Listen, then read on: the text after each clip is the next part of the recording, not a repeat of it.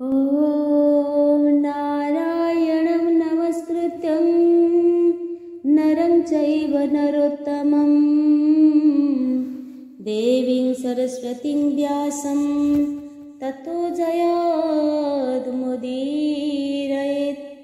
मूकं करोति वाचालं पङ्गुं लङ्घयते गिरिं यत्कृपातमहं वन्दे परमानन्द हे माधव।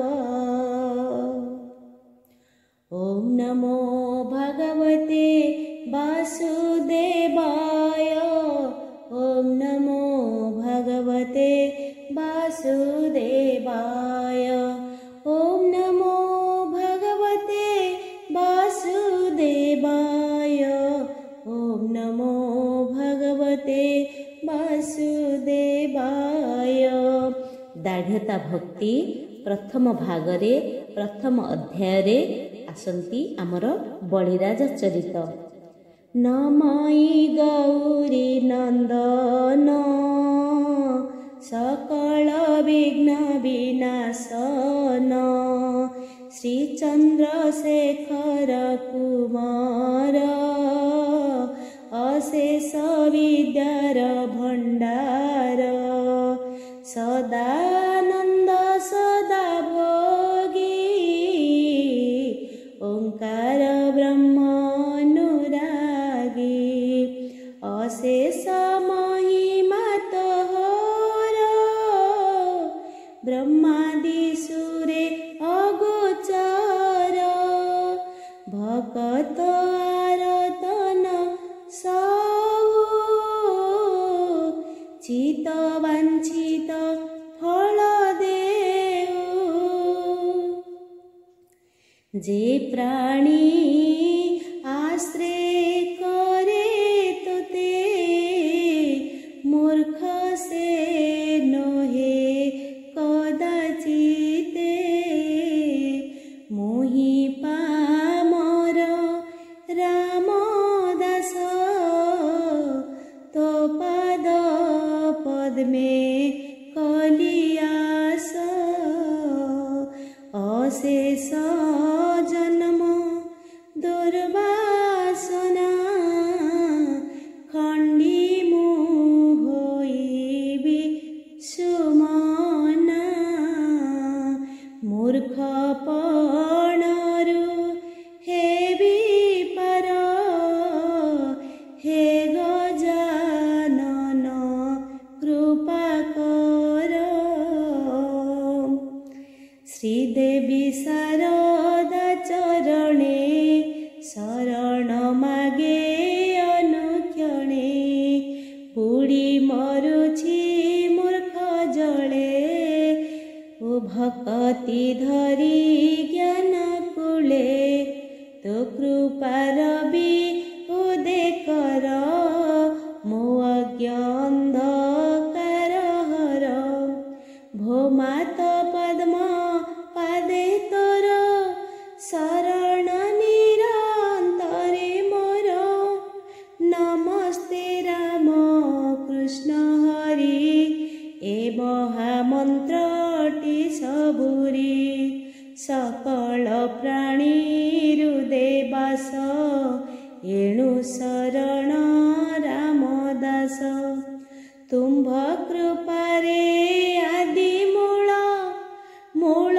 जे हुआइबा चाल तुम्भ कृपारे आदि मूल मुक जे हुआइबा चाल कर चरण पंगुजार से लंघि पारे गिरिवर तेणु शरण रामदास पूरा मोर मन आस मोर विपत्ति तरुवर बढ़ई अति बलियार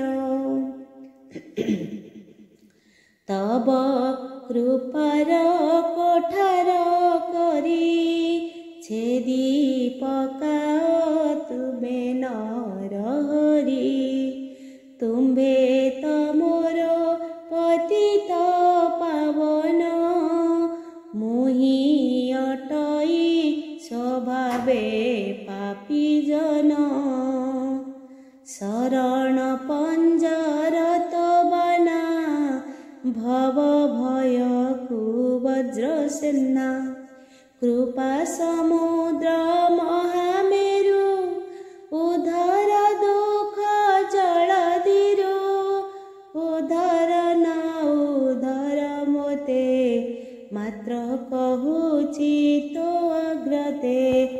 सत्य जुगरे जणे दाता थिले जहांकर नाम थिला नृपति गरुहंस नाम तांकर बळी नृपवर सप्तद्वीपरे से थिले समस्तंकर अधीश्वर।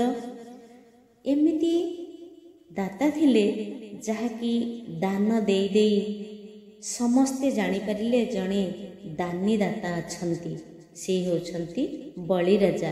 केवल दातापणारे नुह से मध्य तीनिपुरे 10 दिशरे चारिआडे तांकर दानी बणर डिन्डिम बाजिला स्वर्गरे कंपी उठिला एवं चक्रधर मायाधर मोहन्य मुरलीधारी विष्णु भगवान मध्य जानिबाकु पाइले। ताहा जाणिन चक्रधर हेले बामन अवतार से बळी राजा द्वारे गले अपूर्व वेद ध्वनि कले ता जानी बळी नृपवर मिलिले बामन छामर। जेतेबेले वेद ध्वनि करी निजे चक्रधर स्वयं भगवान बामन रूप को धारण करी बळी द्वार रे आसी भिक्षा मागिबा पाई पहुँची जाइछंती। सेतिकी बेले राजा बळी अत्यंत प्रसन्न चित्तरे संतोष लाभ करी बामन भगवान को जाई पचारिले एवं तुमे केउ निमंते मो पुर को आसीछ एवं केउठारु आसीछ कौन मोठारु आशा करूछ तुम घर केउठी तुमर पितामाता किए तुमर परिचय कौन मोर जानिबा पाई भारी आनंद लागुची। तुमर एते सुंदर रूप ना मो आगुरु केबे देखिथिली ना एबे देखि मो एते आश्चर्य हो जाउची।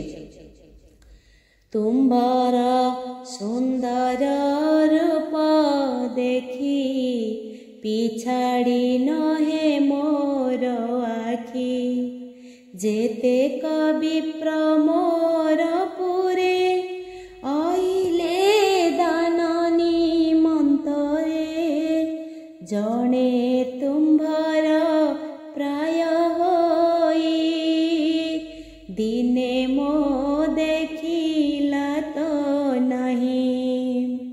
मु दिने हेले आज ठार एमितिया सुंदर रूप केबे भी देखिनी।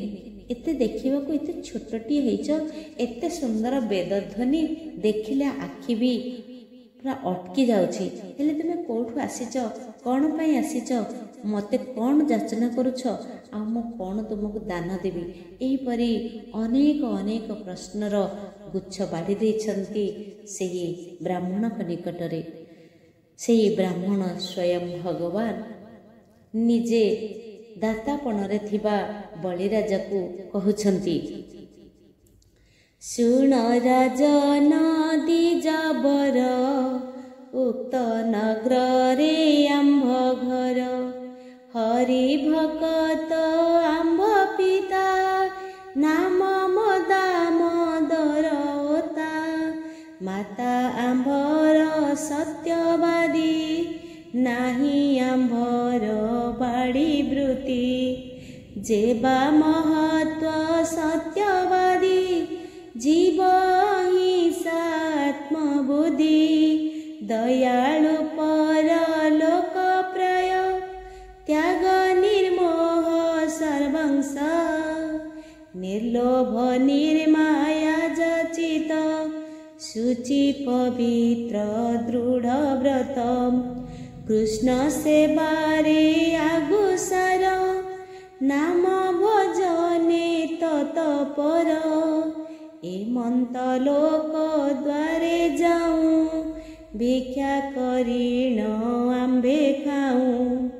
ଦୟା ଚାଭୁବନେ ନ ଦେଖି, ଲକ୍ଷ ଯୋଜନ ସେ ଆମ୍ବ କି।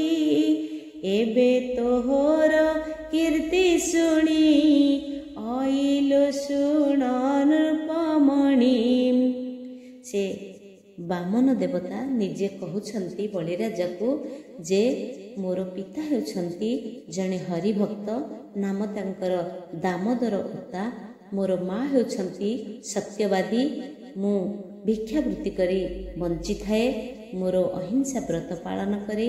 ଆତ୍ମବୁଦ୍ଧିରେ, ସତ୍ୟବାଦିତାରେ, ଦୟାଳୁ ଲୋକତାରେ ଏବଂ ତ୍ୟାଗ, ନିର୍ମୋହ, ସର୍ବଂସହା, ନିର୍ଲୋଭ, ନିର୍ମାୟା, ଯାହାର ଚିତ୍ତ ସବୁବେଳେ ପବିତ୍ର, ଯେ ଦୃଢ଼ ବ୍ରତ, କୃଷ୍ଣ ସେବାରେ ଯେ ସବୁବେଳେ ନାମ ଭଜନରେ ଲାଗି ରହିଥାଏ, ମୁଁ ସେହି ଲୋକର ଦ୍ୱାରକୁ ଯାଏ ଆଉ ତାଠାରୁ ଆଣୁଥିବା ଭିକ୍ଷାରେ ମୋର ଉଦରକୁ ଭରଣ ପୋଷଣ କରେ। ତେଣୁ ମୁଁ ଏବେ ଜାଣିବାକୁ ପାଇଲି ଯେ ତୁମେ ହେଉଛ ସେହି ଦାନୀ। ତୁମଠାରୁ ମୁଁ କିଛି ଭିକ୍ଷା ନେବା ପାଇଁ ଏଠାକୁ ଆସିଛି। ତେଣୁ ମୋର ଇଚ୍ଛା ଯେ ତୁମଠାରୁ ମୁଁ କିଛି ଭିକ୍ଷା ନ ନେବି। ଚିତ୍ତ ସନ୍ତୋଷେ ଦାନ ଦେବୁ, ଜଗତେ ଯଶର ଯିବୁ।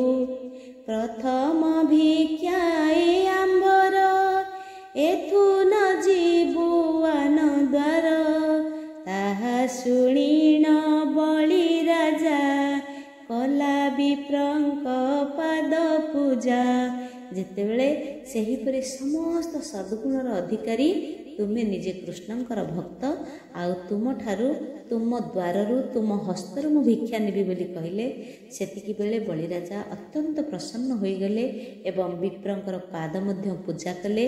ପାଦ ପୂଜା କରିସାରିଲା ପରେ ପଚାରୁଛନ୍ତି, ହେ ବ୍ରାହ୍ମଣ, ହେ ବିପ୍ରଦେବ, କୁହନ୍ତୁ ମୁଁ କ'ଣ ଆପଣଙ୍କୁ ଦେବା ପାଇଁ ଚାହୁଁଛି?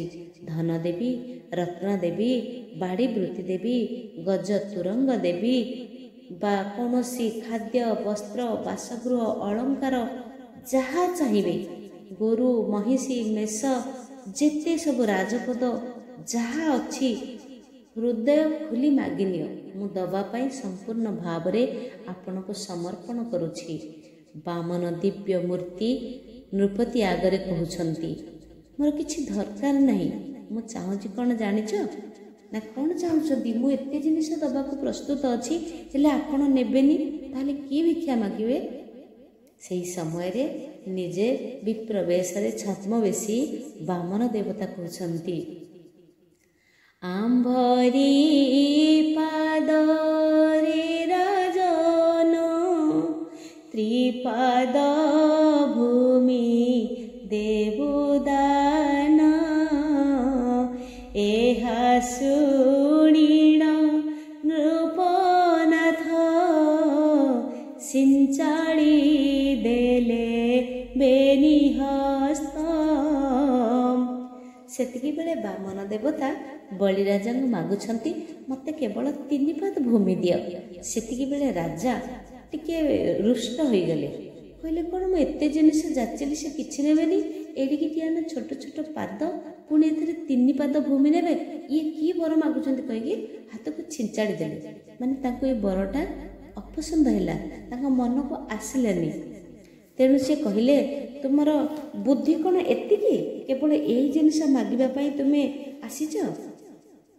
ଏହା ଶୁଣିନ ନୃପମଣି ଶଙ୍ଖେ ଧଇଲେ ତିଳ ପାଣି, ଅର୍ଥାତ୍ ଶଙ୍ଖରେ ଜଳ ଏବଂ ରାଶି ଧରିଲେ। କହିଲେ, ହଉ କୁହ, ତାହେଲେ ଯଦି 3 ପାଦ ଭୂମି ନେବ, ମୁଁ ଦେବା ପାଇଁ ନିଶ୍ଚିନ୍ତ 3 ବାର ଶପଥ କରୁଛି। ଧର ହେ ବ୍ରାହ୍ମଣ ଗୋସାଇଁ, ତ୍ରିବାର ସତ୍ୟ କଲି ମୁହିଁ। ଶୁଣି ଉଠିଲେ ଦ୍ୱିଜବର, ସଂକଳ୍ପ ପଡ଼ିଲେ ସତ୍ୱର। ଶ୍ରୀହସ୍ତ ପ୍ରସାରନ୍ତେ ହରି, ସୁଖ କରି ରାଜାଙ୍କୁ ଅନେକ ପ୍ରକାରେ ଗୁପ୍ତ ବଚନେ ତିଆରେ। ଯେତେବେଳେ ଜିଦି ଧରିଲେ ଯେ ମୁଁ 3 ପାଦ ଭୂମି ବ୍ୟତୀତ ଅନ୍ୟ କିଛି ନେବି ନାହିଁ, ସେତିକି ବେଳେ ଶଙ୍ଖରେ ଜଳ ସହିତ ରାଶି ରଖି 3 ବାର ଶପଥ କରି କହିଲେ ମୁଁ ଦେବା ପାଇଁ ପ୍ରସ୍ତୁତ ଅଛି। ସେତିକି ବେଳେ ବଳିରାଜାଙ୍କର ଗୁରୁ, ସମସ୍ତ ଅସୁରମାନଙ୍କର ଗୁରୁ ଶୁକ୍ରାଚାର୍ଯ୍ୟ, ସେ ଦେଖିଲେ ମୋ ଶିଷ୍ୟ ନିଜେ ଜାଣିପାରୁନି ଯେ ସ୍ୱୟଂ ଭଗବାନ ଆସିଛନ୍ତି ତାକୁ ପରୀକ୍ଷା କରିବା ପାଇଁ। ତେଣୁ ସେ ବାରମ୍ବାର ମନା କରୁଛନ୍ତି, ନାଇଁ ତୁମେ କେବେ ହେଲେ ଏଇ କର୍ମ କର ନାହିଁ, ଥକିଯିବ, ହାରିଯିବ। ସେତିକି ବେଳେ ସେ ଗୁରୁଙ୍କର କଥାକୁ ମଧ୍ୟ ଶୁଣୁନାହାନ୍ତି। ତାଙ୍କ ମନ ଭିତରେ ଭାବନା ଯେ ଭଗବାନ ହୁଅନ୍ତୁ ପଛେ ମୁଁ ନିଶ୍ଚିନ୍ତ ଭାବରେ ଦାନ ଦେବି। ଥରେ ଶପଥ ନେଇଛି ମାନେ ମୋର ଜୀବନ ବି ଚାଲିଗଲେ ମୋ ଜୀବନ ଦେବା ପାଇଁ ପ୍ରସ୍ତୁତ। ଅତି ଦାନେ ବଳିବଦ୍ଧ। ସେ ଦାନ କରିଲେ ଜୀବନ ଚାଲିଯାଉ ପଛେ ମୁଁ ନିଶ୍ଚିନ୍ତ ଭାବରେ କଥା ଦେଇଛି, ଅର୍ଥାତ୍ ଦାନ ନିଶ୍ଚିନ୍ତ ଦେବି। ତାପରେ ଦାନ ନଦ୍ୟ ଏହି ହରି ନିଶ୍ଚୟ ହରିବେ ତୁମ୍ଭ ଶ୍ରୀ। ରାଜାଙ୍କର ଏହି କଥାକୁ ଶୁଣିକିରି ବଳିରାଜା କହିଲେ, ନା ନା ହେ ଗୁରୁଦେବ, ଆପଣ ମୋତେ କୌଣସି କଥା କୁହନ୍ତୁ ନାହିଁ। ମୁଁ ନିଶ୍ଚିନ୍ତ ଭାବରେ ସତ୍ୟ ସଂକଳ୍ପବଦ୍ଧ ଅଛି। ମୁଁ ସତ୍ୟ କେବେ ଭାଙ୍ଗିବି ନାହିଁ। ମୋ ରାଜ୍ୟ ନିଅନ୍ତୁ, ଶ୍ରୀ ନିଅନ୍ତୁ, ଏପରି ମୋ ମସ୍ତକ ପଛେ ନେଇଯାଆନ୍ତୁ, କିନ୍ତୁ ମୁଁ ସତ୍ୟ କରିଛି, ଦେବି ମାନେ ଦେବି। ପ୍ରାଣ ହିଁ ନେଉ ସେ ମୋହର ସତ୍ୟ ଅନ୍ୟଥା ନ କର। ସତ୍ୟ ଲଙ୍ଘିବା ଫଳେ ମୁହିଁ ନରକେ ସଞ୍ଚରିବି ଯାଇ। ଅବଶ୍ୟ ଥରେ ତ ମରିବି, ସତ୍ୟକୁ କିମ୍ପାଇଁ ଉଡ଼ିବି। ଜୀବନରେ ଥରେ ନା ଥରେ ତ ମୃତ୍ୟୁବରଣ କରିବାକୁ ପଡ଼େ ନା। ଯଦି ଆଜି ସତ୍ୟ ଲଙ୍ଘନ କରିବି ନର୍କକୁ ଯିବି କାହିଁକି?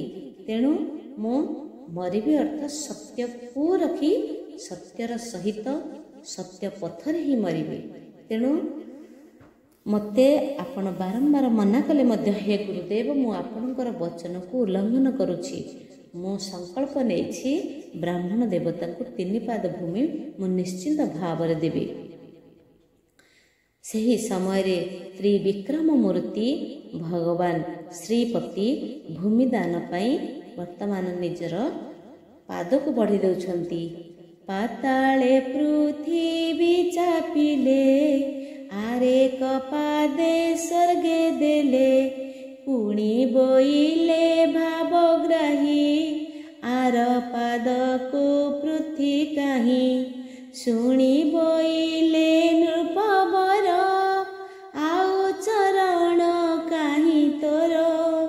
ଯେବେ ଚରଣ ଅଛି ତୋର, ପୃଥିବୀ ଅଛଇ ମୋହର। ଭଗବାନ ଯେତେବେଳେ ଗୋଟିଏ ପାଦରେ ସ୍ୱର୍ଗ, ଗୋଟିଏ ପାଦରେ ପୃଥିବୀ, ସେତିକି ବେଳେ ତୃତୀୟ ପାଦରେ ଭୂମି ନେବା ପାଇଁ ମାଗୁଛନ୍ତି ବଳିରାଜାକୁ।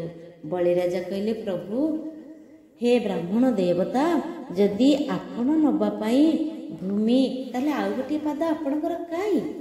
ସେତିକି ବେଳେ ଭଗବାନ ତ୍ରୈଲୋକ୍ୟ ଈଶ୍ୱର ନାଭିରୁ କାଢ଼ିଲେ ପୟର।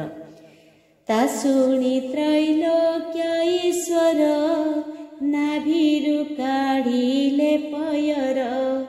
ଦେଖି ପାତିଲା ବଳି ଶିର, ଚାପିଲେ ବ୍ରହ୍ମାଣ୍ଡ ଠାକୁର। ସେ ରାଜା ନିସ୍ତରିଲେ ବୋଲେ, ପାତାଳେ ତାକୁ ଠାବ ଦେଲେ। ସେ ରାଜା ନିସ୍ତରିଲେ ବୋଲେ, ପାତାଳେ ତାକୁ ଠାବ ଦେଲେ।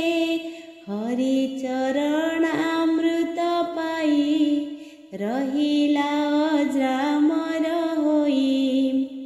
ଯେତେବେଳେ ତ୍ରୈଲୋକ୍ୟ ଈଶ୍ୱର ଭଗବାନ ବାମନ ଦେବତା ନିଜେ ନାଭିରୁ ଆଉ ଏକ ପାଦ ବାହାର କରିଦେଇଛନ୍ତି। ସେତିକି ବେଳେ ଭକ୍ତ ଯେପରି ଭଗବାନ ତ ସେଇପରି ନା।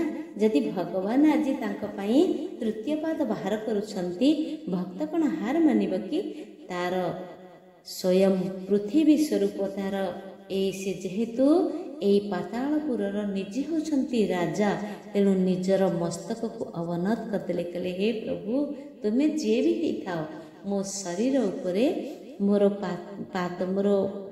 ଶିର ଉପରେ ଆପଣଙ୍କର ପାଦକୁ ଥାପି ଦିଅନ୍ତୁ। ଏ ମଧ୍ୟ ଗୋଟିଏ ପୃଥିବୀ, ଏଇ ପାତାଳ ହେଉଛି ଆପଣଙ୍କର, ଏଇ ରାଜାର ଶରୀର ହେଉଛି ଆପଣଙ୍କର।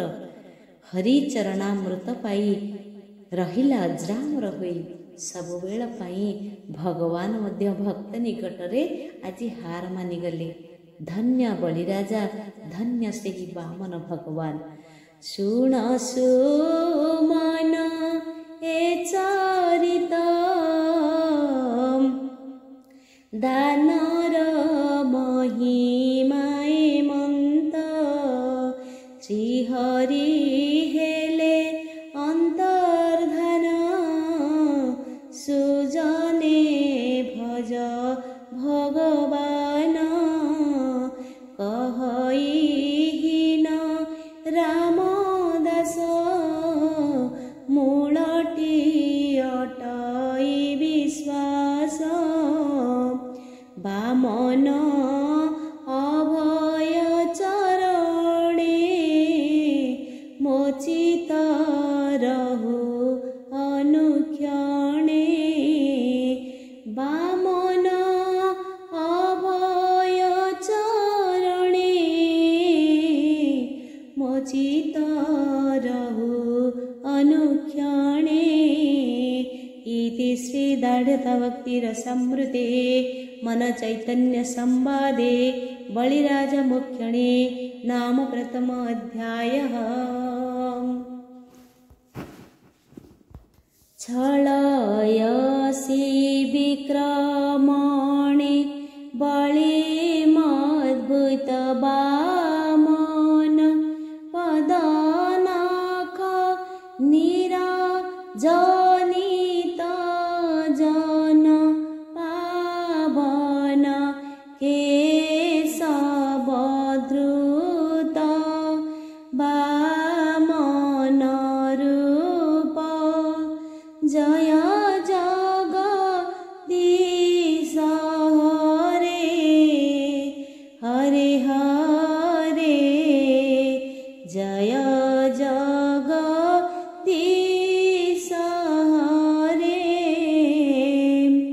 प्रभु निजे छल करिकी बलिर द्वारे वामन रूपरे जाइछन्ति एवं निजर वामन अवतार को जेते भक्त निकटरे बाढ़ी देइछन्ति, भक्त मध्य तत् अनुरूप दानी श्रेष्ठ बलिराजा जगत विख्यात होइछन्ति। बोले वामन भगवान की जय हो। ओम नमो भगवते वासुदेवाय, ओम नमो भगवते वासुदेवाय, वासुदेवाय हरि वासुदेवाय, वासुदेवाय हरि वासुदेवाय। ओम नमो भगवते वासुदेवाय, ओम नमो भगवते वासुदेवाय, वासुदेवाय हरि वासुदेवाय, वासुदेवाय हरि वासुदेवाय। ओम नमो भगवते वासुदेवाय, ओम नमो भगवते वासुदेवाय, ओम नमो भगवते वासुदेवाय, ओम नमो भगवते वासुदेवाय, ओम नमो भगवते वासुदेवाय। ओम पूर्णमदः पूर्णमिदं पूर्णात् पूर्णमुदच्यते पूर्णस्य पूर्णमादाय पूर्णमेवावशिष्यते। ओम शांति शान्ति शान्तिः।